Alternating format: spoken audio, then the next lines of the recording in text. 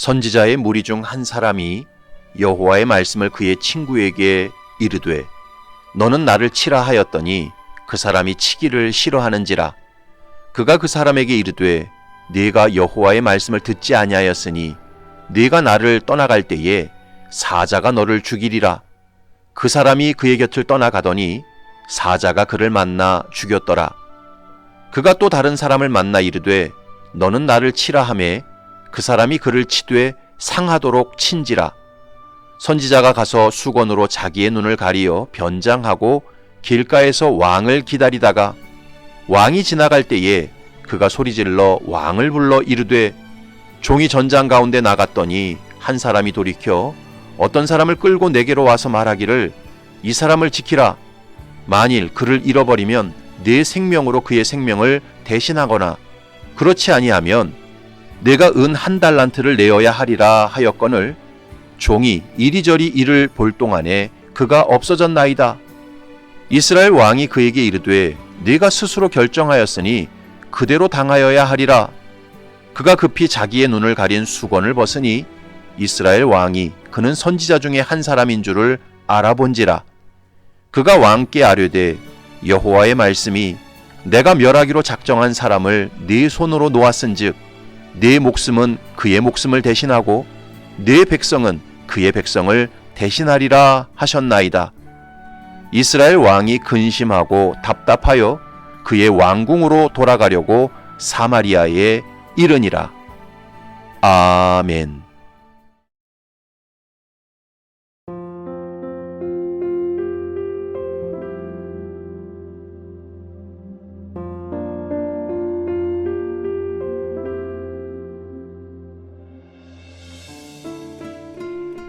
노트북을 만들어서 파는 회사에서 뛰어난 실력을 가지고 두각을 나타내는 회사원이 있었습니다.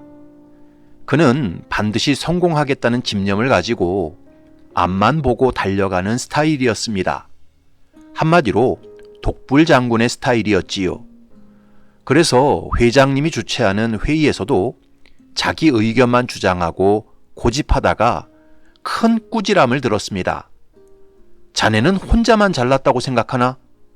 드러나지 않는 곳에서 묵묵히 일하는 다른 동료들 때문에 자네의 성과도 나온다는 것을 모르겠나?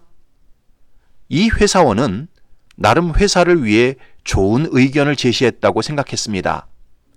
그런데 회장으로부터 꾸지람을 듣게 되자 큰 충격을 받았습니다.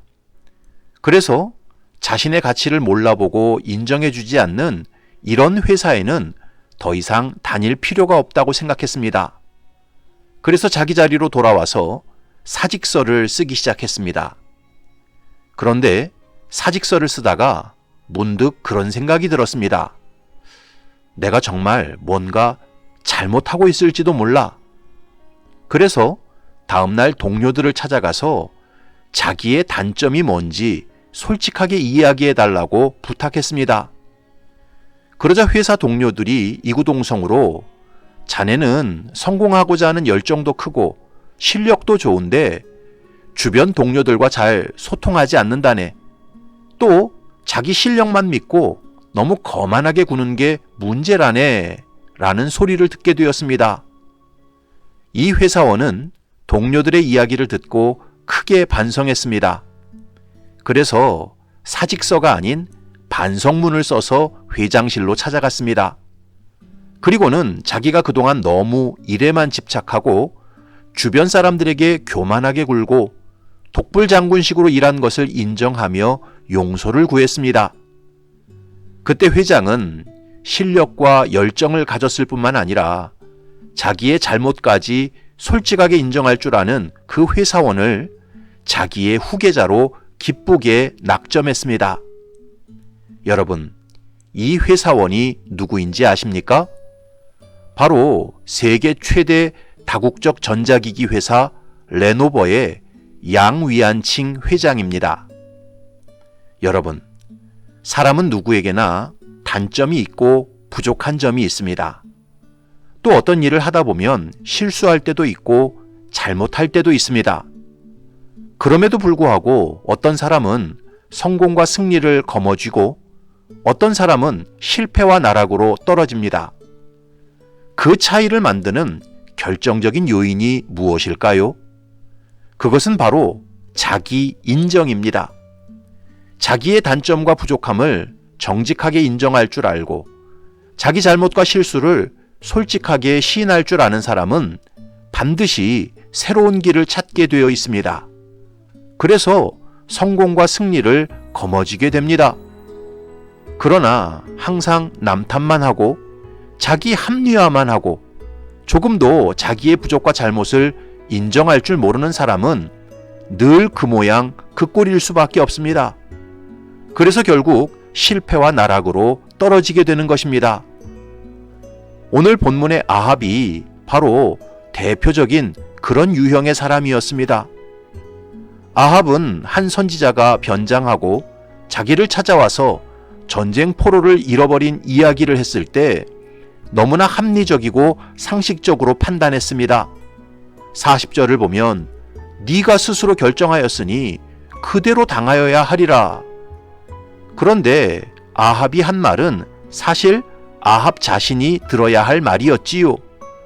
그래서 변장한 선지자도 아합에게 이렇게 말씀을 선포했습니다. 42절을 보면 그가 왕께 아뢰되 여호와의 말씀이 내가 멸하기로 작정한 사람을 내 손으로 놓았은즉 내 목숨은 그의 목숨을 대신하고 내 백성은 그의 백성을 대신하리라 하셨나이다. 아합은 선지자가 전한 말씀을 들었을 때 직감적으로 자신의 죄와 잘못이 생각났을 것입니다. 내가 하나님의 은혜를 여러 번 입고도 또 하나님을 무시하고 내 마음대로 베나닷을 살려주었고 아람과 조약을 맺었구나. 이 일로 인해 내게 심판이 닥치겠구나. 자신의 어리석음을 분명하게 깨달았을 것입니다. 그러면 그 상황에서 아합은 어떤 반응을 보여야 마땅합니까? 겸손하게 무릎을 꿇고 자기의 잘못을 인정하고 하나님 앞에서 회개했어야 마땅했습니다. 그랬다면 은혜가 풍성하신 하나님께서는 아합에게 다시 기회를 주셨을 것이고 이스라엘이 살 수 있는 길로 이끄셨을 것입니다. 그러나 아합은 선지자가 선포한 말씀을 듣고 전혀 자신의 죄와 잘못을 인정하지 않았습니다. 43절을 보면 이스라엘 왕이 근심하고 답답하여 그의 왕궁으로 돌아가려고 사마리아에 이르니라. 이 구절을 현대인의 성경은 이렇게 번역했습니다. 그래서 아합 왕은 잔뜩 화가 나서 시무룩한 채 사마리아로 돌아갔다.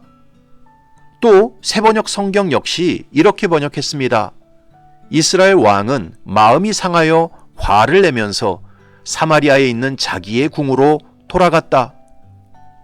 아합은 선지자의 책망을 듣고도 겸손하게 자기의 죄와 잘못을 인정하지 않았습니다. 도리어 화를 내고 분노를 표출했습니다. 씩씩거리면서 사마리아로 돌아갔습니다.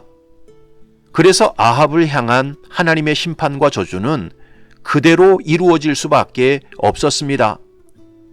이런 성경의 기록을 보면서 저와 여러분은 깊이 깨달아야 합니다. 사람이 망하고 실패하는 이유는 결코 죄가 많고 단점이 많아서가 아닙니다.